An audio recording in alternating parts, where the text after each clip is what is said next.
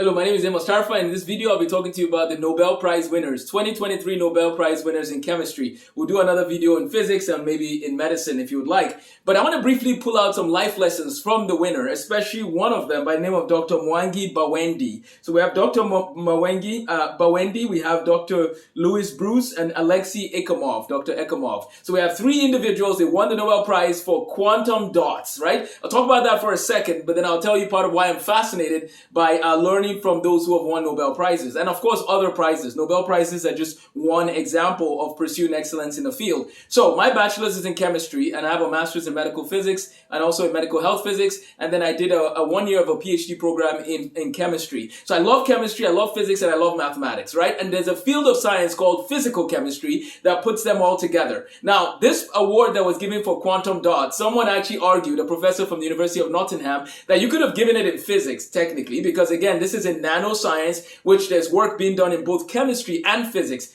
Great fields to study, okay? So, I'm the director of Life STEM Academy in Moorhead, Minnesota, which is a STEM school that is seeking to produce the next generation of Isaac Newtons, Leonard Euler's, James Clerk Maxwell's, Michael Faraday's, and so on and so forth. And so one of the books that I picked from the library recently is actually a book on Nobel Prize winners. Now, you might wonder, why does it matter to know some of these people or what they've done? And you realize that when you study people like Ernest Rutherford, who you heard in chemistry class, right? He won a Nobel Prize, 1908, 1909. You begin to realize there's some discoveries that these people made. One of the discoveries, which happened earlier on in 1896, around 1896, was electrons.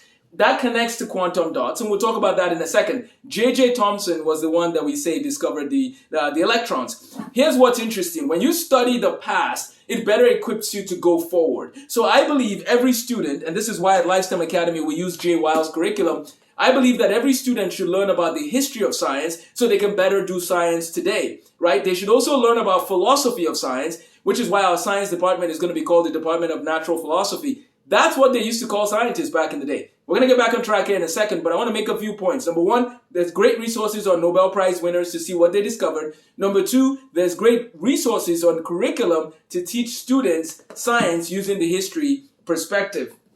And so 2023 comes along. Quantum dots, right? We're talking about these particles, these small things that are taken from a bulk, a bigger thing, and as you reduce it and you get a smaller size, there's this change in the electrons. There's a pieces of electrons that are changed there, and when the electrons are changed in how they are set up, it can affect the properties of the things you see. So what are some applications of quantum dots? They're used in electronics. They're used to make more efficient bulbs, right? Because as actually Dr. Bawendi said in one of his videos, we have bulbs that we use around, and a lot of them are inefficient because they're giving off 95% heat. What if you could take quantum dots and redesign how light is made? Therefore, we have more efficient bulbs. We have more efficient ways to see one another, right? And so this is going to change things in that realm. It's changing things in electronics. And one of the reasons why they got the Nobel Prize, and it's interesting because Dr. Bawendi's postdoc supervisor is actually Dr. Bruce. So one of the reasons they got the prize is not only just the issue of the discovery, but also the synthesis, making large amounts at a high quality.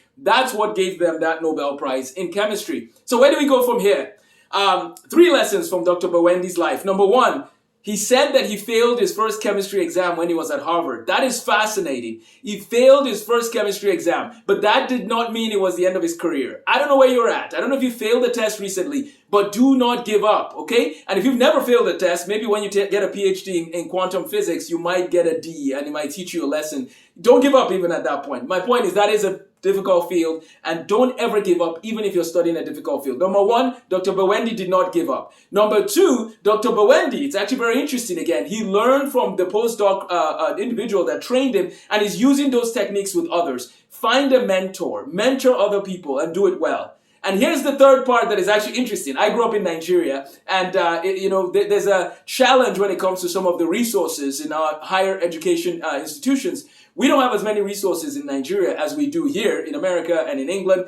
But it's always interesting when you find individuals who have some connections, right? Now, Dr. Bawendi is related. His dad is from Tunisia, so that's kind of cool. There's only been 3 other people tied to Africa in any way that got a Nobel Prize in chemistry. So I thought it was cool to inspire more young people. No matter what continent you live on, keep striving, keep doing your best. Now, Dr. Bawendi went to school in America and grew up in France, I believe. But I just found it interesting as an interesting statistic. So do not give up.